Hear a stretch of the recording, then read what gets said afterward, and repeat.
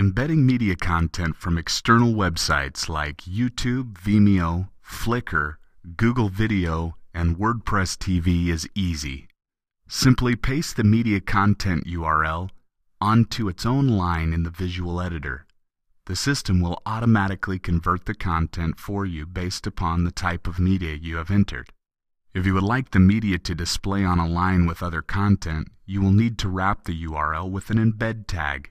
The embed tag is composed of an open square bracket followed by the word embed and closed out with a closing square bracket. Include this at the beginning of your URL and place an open square bracket followed by a / followed by the word embed and a closing square bracket at the end of the URL. This tag will tell the system to convert the URL into its media format. Many of these sites will also give customizable embed tags if you have specific video parameters you would like to set. You will want to place this embed code into the text editor. When you are finished, click on the Preview Changes button to preview the changes or click on the Publish button to update your content for immediate use.